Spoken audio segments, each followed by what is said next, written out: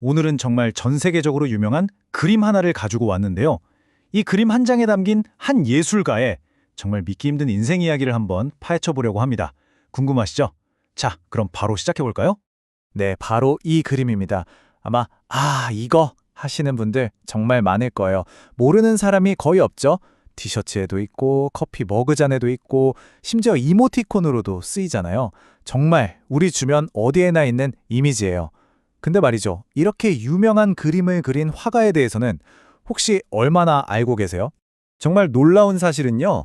이 엄청난 에너지가 느껴지는 작품이 사실은 혈기왕성한 젊은 예술가가 아니라 무려 70살의 노인이 그렸다는 겁니다. 믿어지세요? 평생을 세상의 규칙과 싸워온 반항아. 네, 바로 그가 오늘 이야기의 주인공입니다. 자, 그럼 시간을 한번 훌쩍 거슬러 올라가 보죠. 대체 이 천재는 어떻게 태어났을까요? 우리가 가볼 곳은요. 1760년 일본의 에도, 그러니까 지금의 도쿄예요.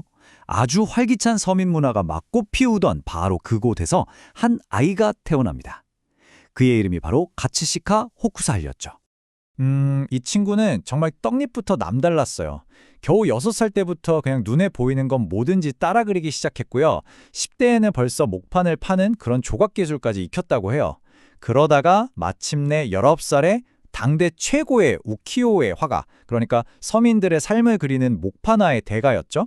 그 가츠카와 슌슈의 제자로 들어가면서 드디어 본격적으로 예술가의 길을 걷기 시작합니다.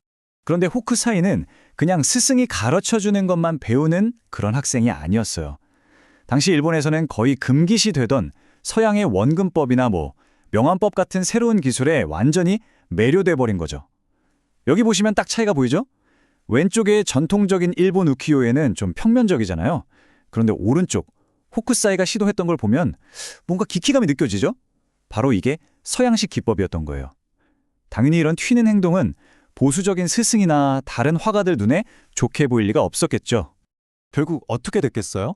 스승이 돌아가시자마자 그는 화실에서 쫓겨나고 맙니다. 하지만 호쿠사이는 여기서 무너지지 않았어요. 오히려 이걸 기회로 삼아서 무려 15년 동안 이 유파 저 유파를 떠돌아다니면서 온갖 기술을 스펀지처럼 흡수하기 시작합니다. 진짜 자기만의 스타일을 찾기 위해서요. 자, 3만! 이 숫자가 뭘 의미하는 걸까요? 이게 바로 호쿠사이가 평생 동안 그린 그림의 숫자입니다. 3만 점이요. 그의 지독한 열정과 끈기가 아니었다면 불가능했겠죠.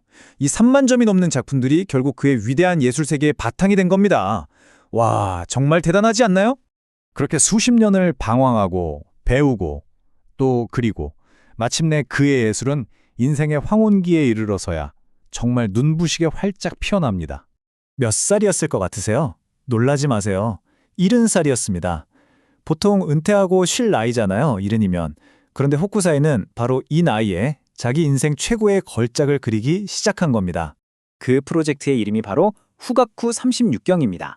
쉽게 말해서 후지산의 36가지 모습이라는 뜻의 연작 판화 시리즈였어요. 일본의 상징인 후지산을 정말 다양한 장소에서 또 다른 시간대에 다른 각도에서 바라본 모습을 전부 담아내겠다. 이런 야심찬 계획이었던 거죠. 지금 보시는 이 그림들처럼요. 어떤 날은 비바람이 몰아치는 후지산을, 또 어떤 날은 붉은 노을에 물든 새벽의 후지산을 그렸어요. 정말이지 후지산이 가질 수 있는 모든 표정을 다 담아낸 셈이죠. 이때 그의 관찰력과 창의성이 정말 제대로 폭발했다고 할 수 있습니다. 그리고 바로 이 후가쿠 삼심경 시리즈 중에서 전 세계를 사로잡은 단 하나의 작품이 탄생하게 됩니다. 자, 드디어 이 위대한 파도에 숨겨진 비밀을 하나씩 파헤쳐볼 시간입니다. 1831년경, 드디어 가나가와 해변의 높은 파도 아래가 세상의 모습을 드러냅니다. 네, 우리가 흔히 그레이트 웨이브, 위대한 파도라고 부르는 바로 그 작품입니다. 이 그림이 왜 그렇게 대단하다고 하는지 한번 자세히 뜯어볼까요? 우선 저 파도를 좀 보세요. 마치 살아있는 괴물의 발톱처럼 모든 걸 집어 삼킬 듯이 달려들잖아요. 이건 바로 자연의 어마어마한 힘을 상징하는 거죠.